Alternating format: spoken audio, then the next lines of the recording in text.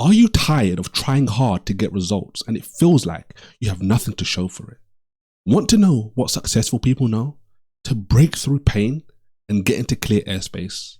Do you want to know how to finally turn things around? So instead of no results, you start producing fruit which will transform your family's life forever. I'm going to show you how today by using one of the greatest turnaround stories you will ever hear. And by the end of this video, you will see why the 8 steps in this story are what you should do as well. I want to talk to you about Paul, but who's Paul? Paul McCartney? Paul Walker? Paul Giamatti? No, he's greater than them all. Many people know Paul, but few know Saul, because Saul changed his name to Paul. The difference between where you are now and where you desire to go is taking key steps Saul took to become Paul. So I'm going to walk you through the transformation and show you what you need to do yourself. Before I read anything to you, let's start with his name. Saul realized he was not good enough as he is, and he needed to change into somebody new. He changed his name to Paul. Do you ever find yourself thinking how maybe success isn't for you? Things never work out for you. They always seem to fail in the end.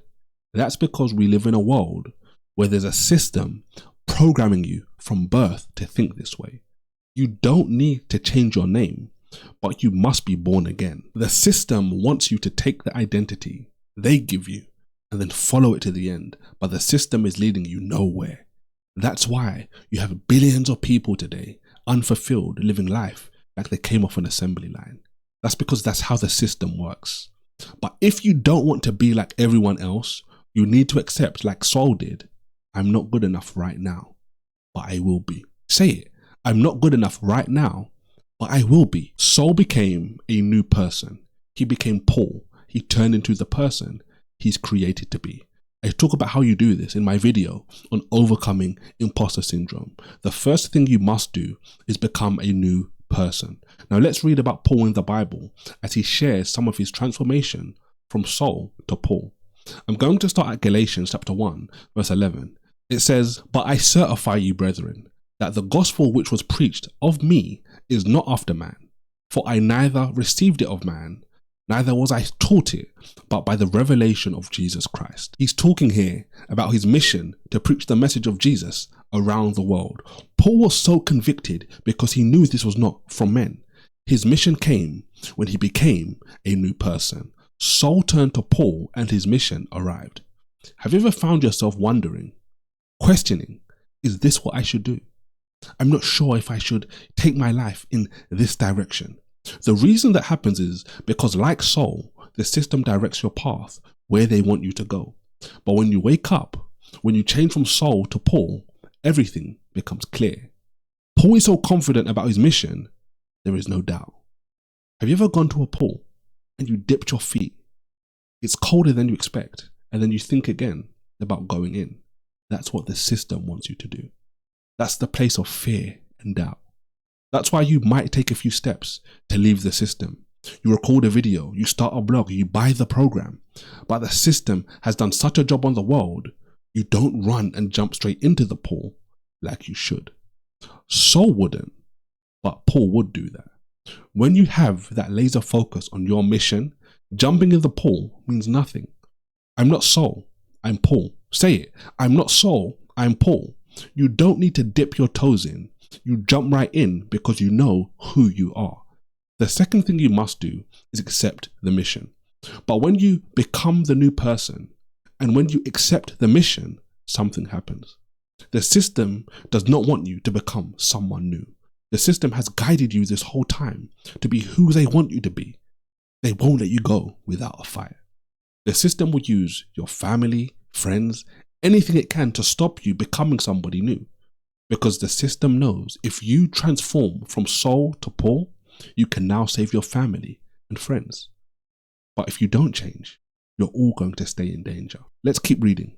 Verse 13 says, "For ye have heard of my conversation in time past in the Jews' religion, how that beyond measure I persecuted the church of God and wasted it, and profited in the Jews' religion above many my equals in mine own nation, being more exceedingly zealous of the traditions of my fathers." Saul was successful, very successful, And this is one of the hardest things to overcome.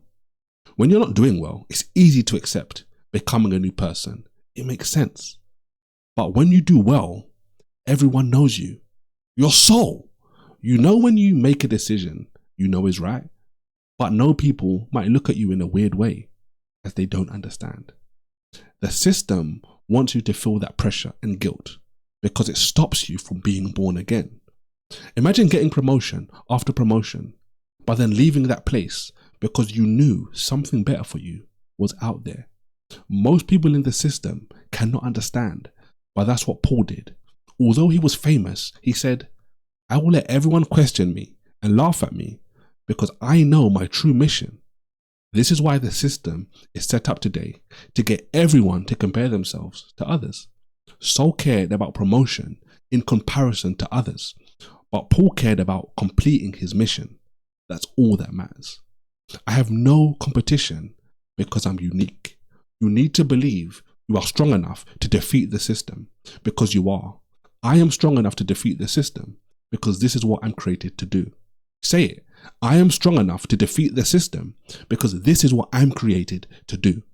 The third thing you must do is accept it won't be easy, but you can do it.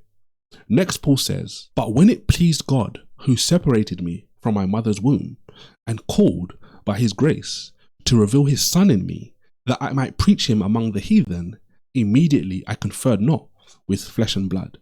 He turned from Saul to Paul, accepted his true mission, accepted the task wouldn't be easy, and this is important, Paul acted immediately. There's no time to waste. Today is so important, it's not too late for you to be great. I speak about this in my video, showing you why it's not too late for you to be great. Don't waste another day. Saul wasted days, but Paul acted with speed. Take steps in the direction the system has set things up for you to delay until tomorrow, but that's how you got here. Move forward today and don't take no for an answer in this. I don't procrastinate. I act immediately, like Paul. Say it. I don't procrastinate. I act immediately, like Paul. The fourth thing you must do is act today, don't delay. Then Paul drops two mind-blowing things at one time. Verse 17 says, neither went I up to Jerusalem to them which were apostles before me, but I went into Arabia and returned again unto Damascus. Paul didn't need validation from people to act. When you seek validation from anyone other than God, it will always end in a bad way. Paul did not say, I need to go and talk to people who will be my partners in the future. I'll tell you why that's important in a minute. But he acted immediately without validation from potential partners. The fifth thing you must do is not get driven by validation. But he also said he went into Arabia. Paul spent time in Arabia preparing. The reason you can overcome the system is because you prepare like Paul did. Say it. I prepare like Paul did.